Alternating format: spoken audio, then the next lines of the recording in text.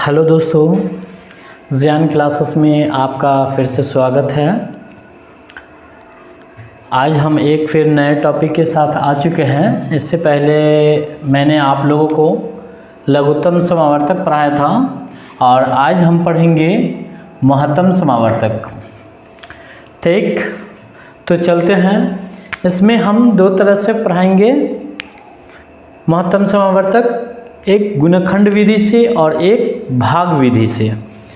तो आइए हम सबसे पहले गुणनखंड विधि से समझते हैं।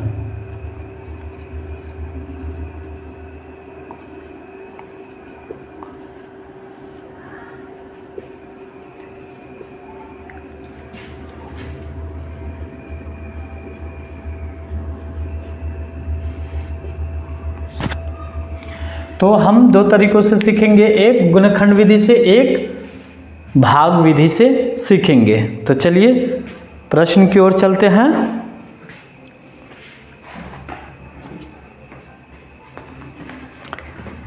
सबसे पहले हम गुणनखंड विधि से सीखते हैं। ये 6 और ये 20 है।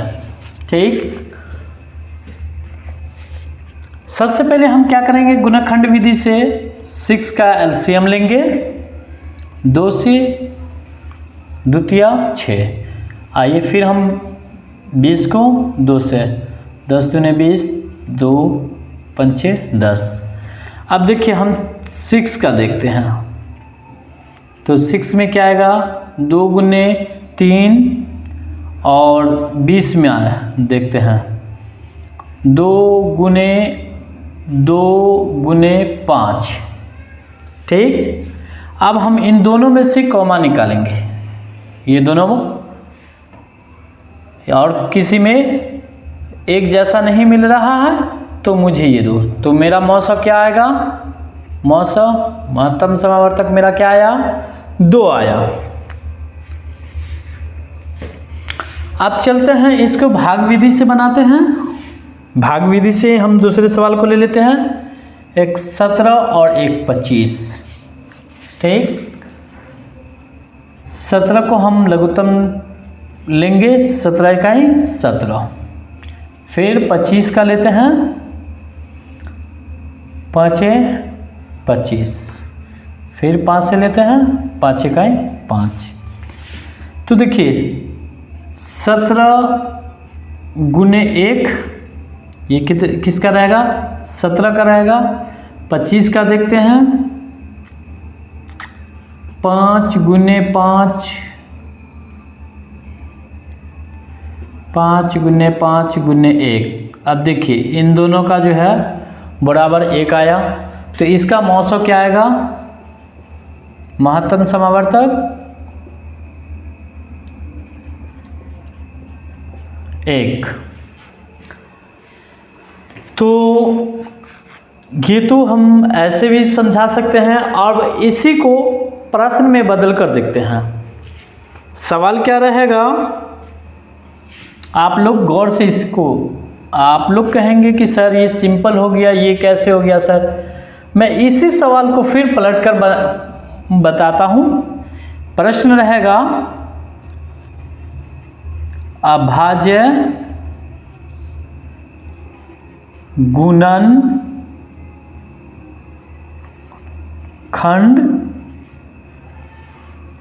गुणनखंड विधि से हल करें। और आपको प्रश्न दे दिया जाएगा, जैसे कहा जाएगा ये 510 है और ये 92 है। राइट,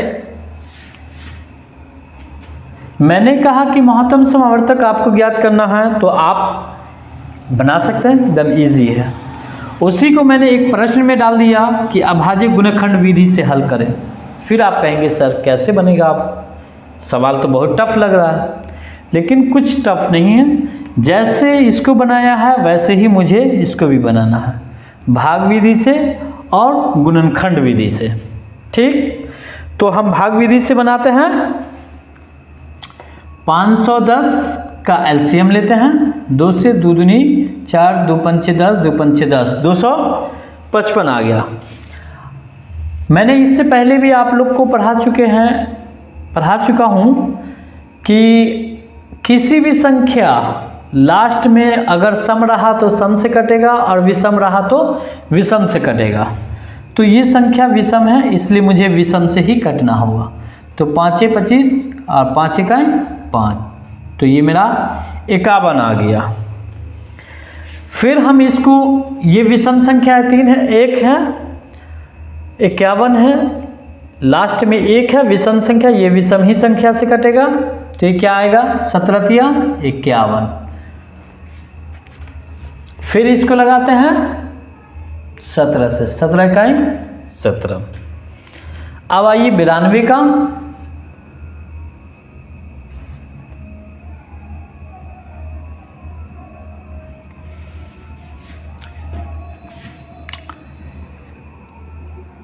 दो से लगाते हैं, 2 चौके और 2 छक्के 42, 96 दूना। अब 2 से लगाते हैं, 2 दूनी 4, 2 तिया 6। अब ये नहीं लगेगा तो 23 से, 23 से कम 23। ठीक, ये गुणनखंड विधि है। इसका अभी हम भाग विधि से नहीं इसको बनाए हैं, ये गुणनखंडी विधि का सवाल है, गुणनखंडी विधि का अभी हम बनाए हैं। अभी भाग विधि का अभी हम एक भी सवाल आपको नहीं बताए हैं, बताएंगे। पहले गुणनखंड विधि से समझा देते हैं, फिर उसके बाद भाग विधि से बनाएंगे। चलते हैं। अब हम क्या करेंगे, 2 यहाँ 510 का लेते हैं। ठीक, 2 × 5 × 3 × 17 × 1, राइट। ये 510 का रहा। अब 92 का गुना करते हैं, 2 × 5 × 23 × 1। ठीक, तो ये बराबर आ गया। और कोई कटेगा, ये भी कॉमन ले लिया जाएगा। अब ये दोनों गुना हो जाएगा, तो इसका मौसा क्या आ जाएगा, महत्तम समावर्तक क्या आ जाएगा, 5 दूनी 10। ये रहा गुणनखंड विधि से। अब हम इसको बनाएंगे भाग विधि से। भाग विधि से कैसे बनेगा, देखिए ये सारे के सारे सब गुणनखंड विधि है। अब देखते हैं, यहाँ चलते हैं, 6 और 20 है, इसको हम भाग विधि से बनाएंगे। भाग विधि से बनाना है, तो क्या करेंगे, सबसे पहले हम 6 को 20 से भाग करेंगे। 6 का पहाड़ा मुझे ऐसा पढ़ना है कि जो मुझे 20 से नीचे रहना है। तो 6 × 18। अब 20 में से 8 गया तो 2 कैंसिल, क्योंकि एक में से एक जाएगा कैंसिल। ये रहा, एक लकीर खींचेंगे और ये 6 को उतारेंगे। 2 का पहाड़ा ऐसा मुझे पढ़ना है कि जो 6 आ जाए, 2 तिया 6।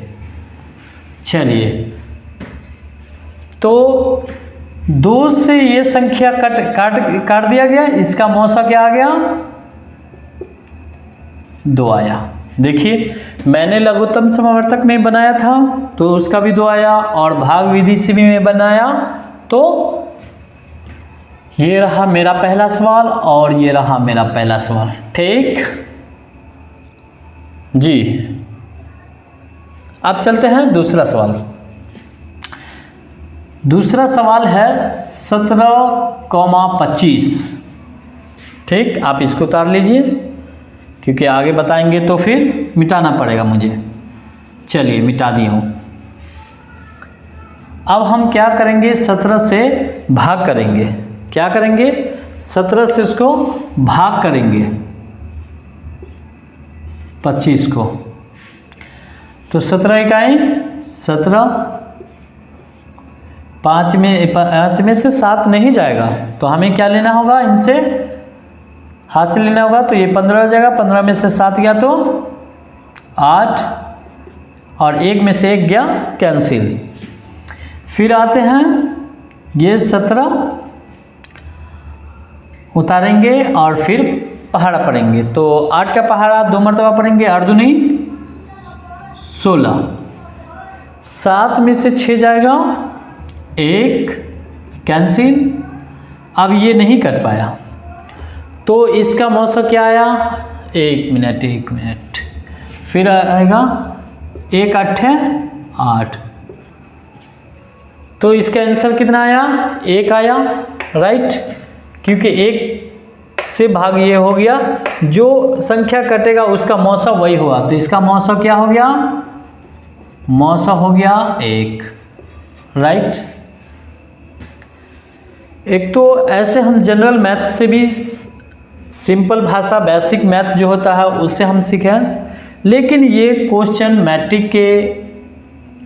मैट्रिक के अंदर ही आता है, और वो है मैट्रिक का। अगर आप मैथमेटिक्स का बुक खोल कर देखेंगे तो प्रश्नावली 1 का बी है और ये सवाल है उसी में तीसरा का।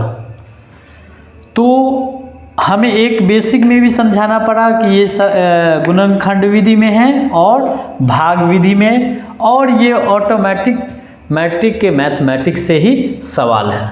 आप चाहें तो बुक खोल कर देख सकते हैं 1 का बी, और उसी में ये सवाल है और उसी सवाल को ही मैं हल कर रहा हूँ। तो सवाल है,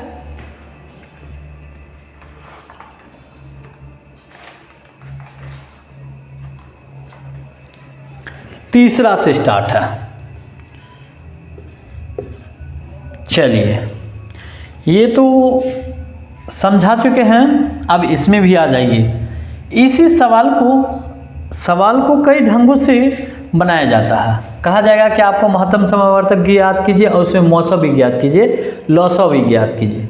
महत्तम समावर्तक ज्ञात करें गुणनखंड विधि से, उसमें मौसा और लौसा ज्ञात करें। जैसे एक सवाल ऐसा भी रहेगा कि अभाज्य गुणनखंड विधि से हल करें मौसा और लौसा निकालें। तो सवाल कई तरह के रहेंगे, लेकिन हल मुझे एक ही तरह से करना।